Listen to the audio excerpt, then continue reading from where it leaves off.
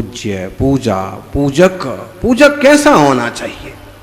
पूजक सम्य दृष्टि, विवेकवान। पूजा कैसे की जाती है? एक सज्जन पूछने लगे, महाराज जी सफेद दाग हो गए, पूजा कर सकते हैं क्या? पूजा के लिए कोई मनाही नहीं है, लेकिन अगर अमुक तरह की बीमारियां हैं, अमुक तरह का शरीर हो रहा है, तो उसमें कुछ चीजें ध्यान रख लेना चाहिए। एक स्वस्थ शरीर होना चाहिए, सांगोपांग शरीर होना चाहिए, आह्लादित जीवन होना चाहिए और सच्चे देव शास्त्र गुरु को समझने वाला व्यक्ति होना चाहिए, जान लेने वाला, पहचान लेने वाला, तो वो पूजक कहलाएगा। अब धब्बे हो गए हैं, नाक बह रही है, बेचैनी हो रही है हर पल, तो अब ये वाली पूजा मत करो, अभिषेक वाली पूजा मत करो, 8 द्रव्य लेकर के मत बैठो। अब स्मरण करो। जिन प्रतिमा जी के सम्मुख बैठना है तो एक सुनिश्चित स्थान पर बैठो और उनके गुणों का गान करो, भक्ति करो, जाप करो। ये भी पूजा का ही रूप है, जाप का रूप है।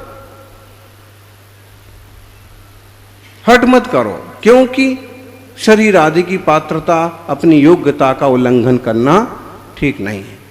आत्मार्थियों, पूजक होना, सच्चा पूजक होना भी कठिन है। अब तो लोग पूजा में भी सौदा करते हैं। अगर हे पारसनाथ भगवान हमारे यहां बच्चा हो जाएगा तो हम आपको सोने का छत्तर चढ़ाएंगे। योग संयोग की बात कि 10 साल तक नहीं हुआ था, बच्चा हो गया। अब सेठ जी चक्कर में पड़ गए कि सोने का छत्तर कैसे चढ़ाएं, तो उन्होंने बच्चे का नाम रखा सोने। क्या नाम रखा बच्चे का? सोना, सोना लाल। बच्चे का नाम रखा सोने।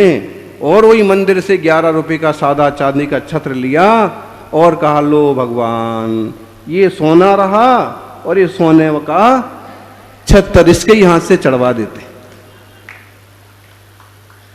सोने का छत्र हो गया ना, इसका नाम सोना, और इसने छत्र चढ़ा दिया, तो किसका छत्र हो गया? अब इसे पूजक कहेंगे? ऐसा मिल जाएगा तो ऐसा करेंगे, ऐसा हो जाएगा तो ऐसा।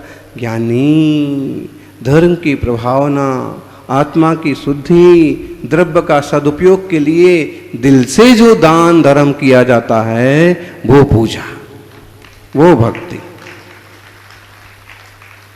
मार कूट करके करना करवाना, उसमें कोई आनंद नहीं है।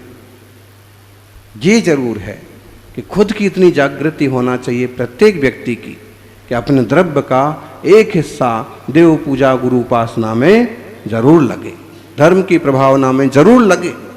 सारा का सारा धन जो है भोगों में न लग जावे, भोगों में न लग जावे, थोड़ा सा धन भक्ति में भी लग जावे।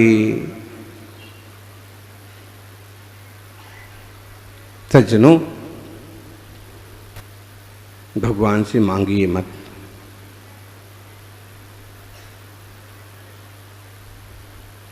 मांगे से तो बोले भीख भी नहीं मिलती है, और बिन मांगे मोती तक मिल जाते हैं। श्रद्धा से करिए।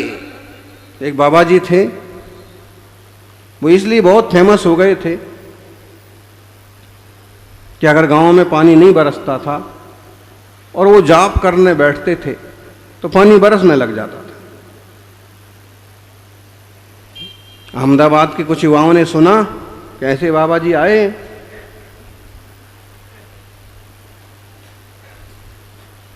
कुछ का कुछ हो जाता है, लोगों का भला हो जाता है।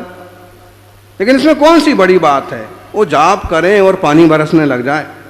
अगर उनके जाप करने से पानी बरस सकता है तो अपने जाप करने से भी पानी बरस सकता है। वो पानी बाबा जी के पास, बाबा जी को चैलेंज किया, हम आपको चैलेंज करते हैं, आप पानी बरसा के दिखाओ, और नहीं तो आपका मंत्र दो, हम बरसा के दिखाते हैं। तो बाबा जी ने कहा कि भाई हमारे पास तो गिनती का नमोकार मंत्र है, इसका जाप करते हैं और पानी जरूरत होती है किसानों को, गांव वाले परेशान होते हैं तो इस पानी बरस पड़ता है।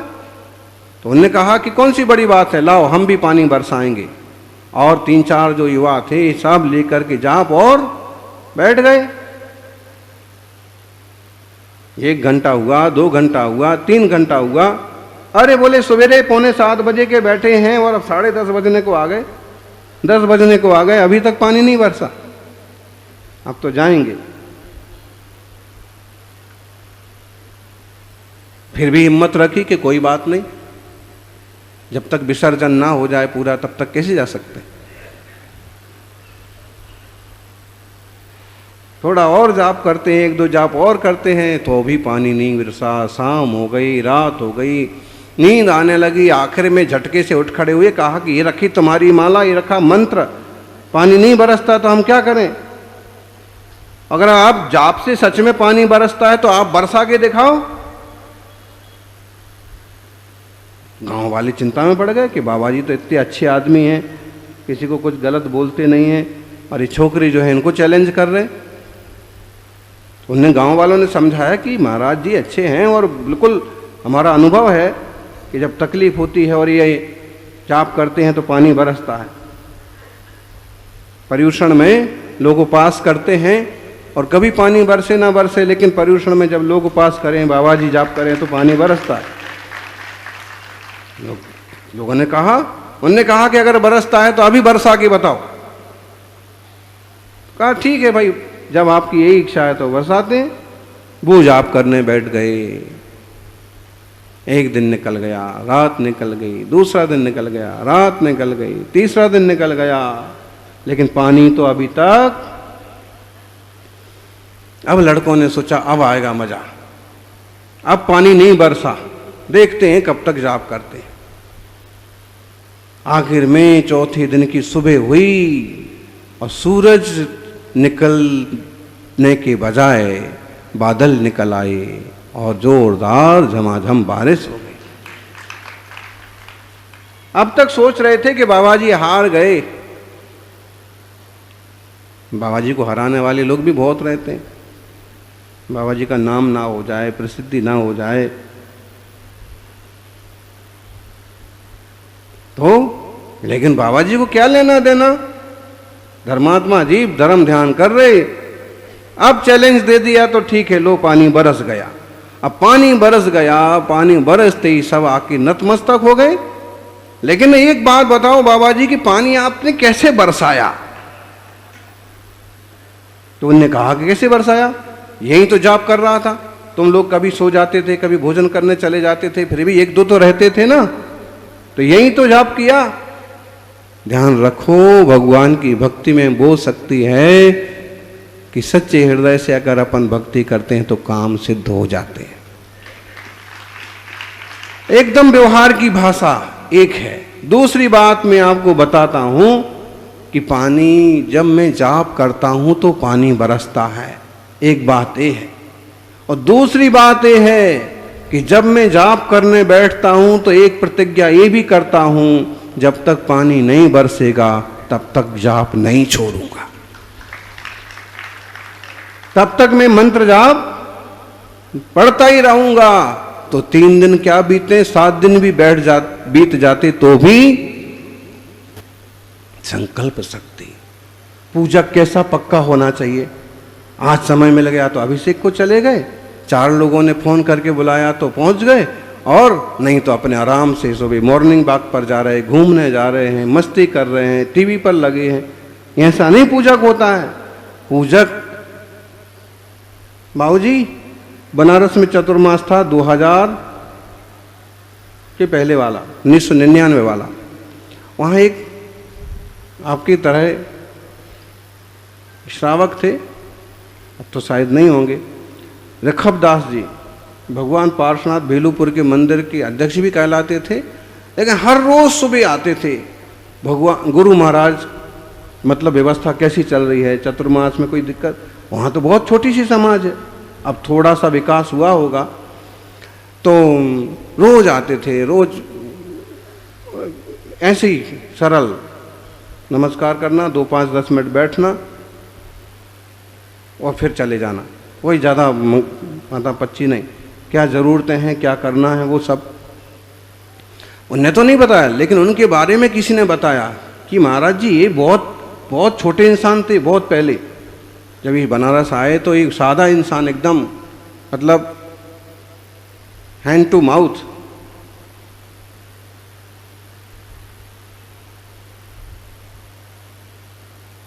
फिर किसी साधु ने इनको बताया कि जब कहा कि मैं बहुत परेशान हूँ और कुछ मतलब रास्ता ही नहीं मिलता है कि अपने पाँव पर खड़ा हो जाऊँ, तो छोटे छोटे काम करते थे। तो किसी साधु ने बताया कि देखो ये पार्श्वनाथ भगवान की भक्ति किया करो, पार्श्वनाथ भगवान का अभिषेक किया करो। और पार्श्वनाथ भगवान का अभिषेक करने का संकल्प लिया।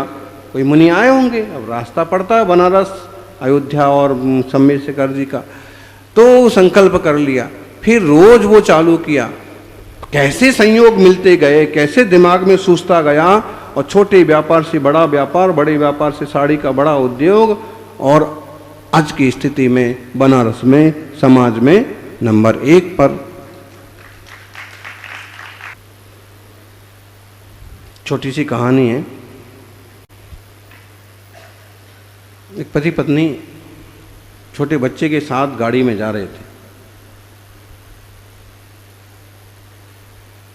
ट्रैफिक होने से थोड़ा रुकना पड़ा।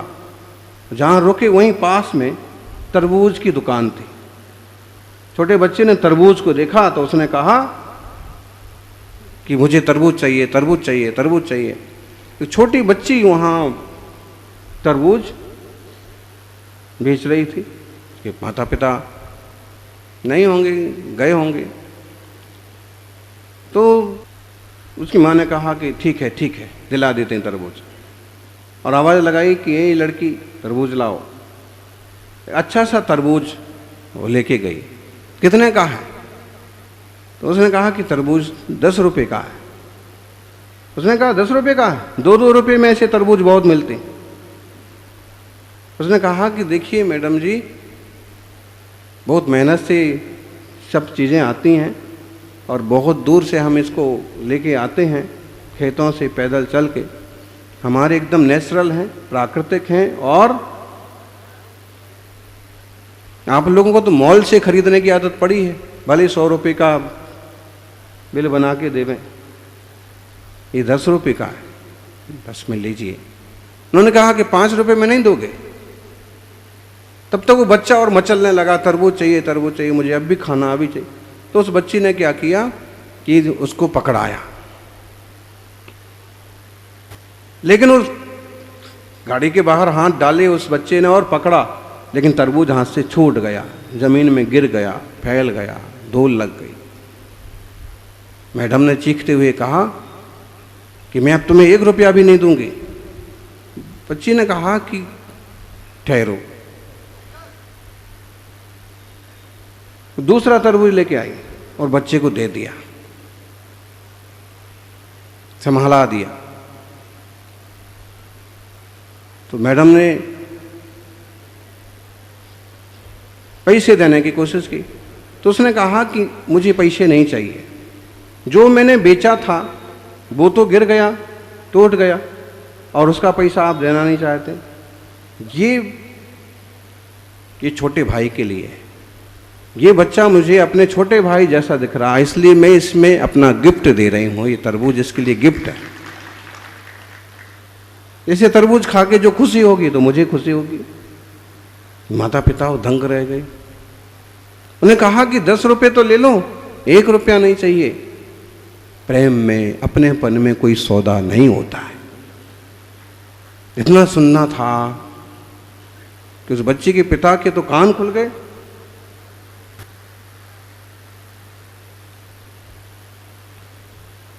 देखते रह गए। उसने कहा, फिर बच्ची की माँ ने पूछा कि ये बताओ कि तुमको इसके प्रति इतना अपनापन क्यों हुआ और क्यों इसे तुम। उसने कहा कि मेरा भी ऐसा छोटा भाई था, लेकिन वो एक बीमारी से, हम लोग कमज़ोर गरीब परिवार के लोग तो इतना बड़ा इलाज करा नहीं पाए और वो हमारे बीच से चला गया।